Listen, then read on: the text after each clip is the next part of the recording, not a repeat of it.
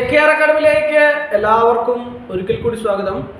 ഒരു rank list നിലവിൽ വന്നതിന് ശേഷം, പ്രസ്തുത റാങ്ക് ലിസ്റ്റിലുള്ള ഒരു ഉദ്യോഗാർത്ഥിക്ക് ജോലി കിട്ടിയതിന് ശേഷം ആ ജോലി രാജിവെക്കുകയാണ് എങ്കിൽ, ഒരു സംവരണ വിഭാഗത്തിൽപ്പെട്ട ഒരു ഉദ്യോഗാർത്ഥി ആയിരുന്നുവെങ്കിൽ ആ പ്രസ്തുത സംവരണ വിഭാഗത്തിൽപ്പെട്ട ആൾക്ക് തന്നെ ആ നിയമനം ലഭിക്കുമോ എന്ന് ധാരാളം ഉദ്യോഗാർത്ഥികൾ എന്നോട് സംശയം ഉന്നയിച്ചു.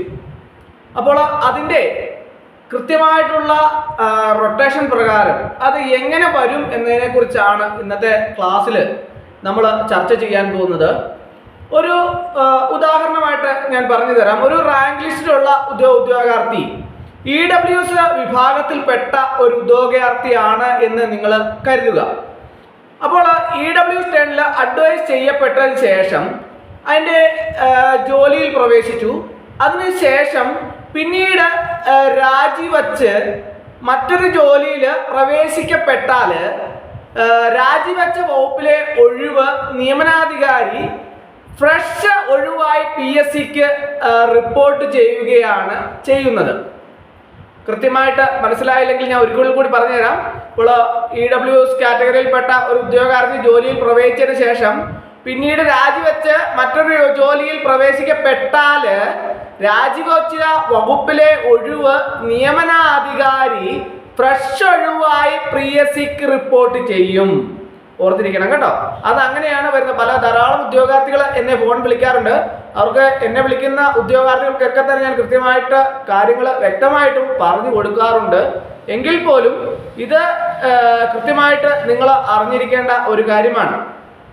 അപ്പോൾ ഈ വരുന്ന ഒഴിവ് ഓപ്പൺ കോട്ടയിലോ റിസർവേഷനിലോ റൊട്ടേഷൻ പ്രകാരം ഏത് വിഭാഗത്തിലാണോ എന്ന് റൊട്ടേഷൻ വർക്കൗട്ട് ചെയ്തെങ്കിൽ മാത്രമേ നമുക്ക് വ്യക്തമായിട്ട് പറയാൻ കഴിയുള്ളൂ. അല്ലെങ്കിൽ അത് ഫ്രഷ് ഒഴിവ് തന്നെയാണ്.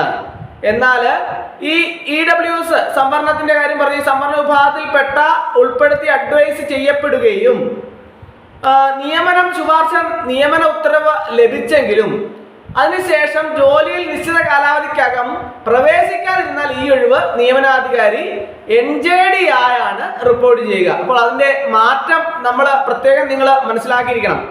ഇപ്പോൾ ഒരു ഒഴിവ് വന്നതിന് ശേഷം കുറച്ചുകൂടി ഞാൻ നിങ്ങൾക്ക് മനസ്സിലാകാവുന്ന രീതിയിൽ പറയാം. നമ്മളിപ്പോൾ ഒരു ഉദ്യോഗാർത്ഥിക്ക് അഡ്വൈസ് വന്ന് ഇത്ര ദിവസത്തിനകം ജോലിക്ക് ജോയിൻ ചെയ്യണമെന്ന് പറയുന്നു.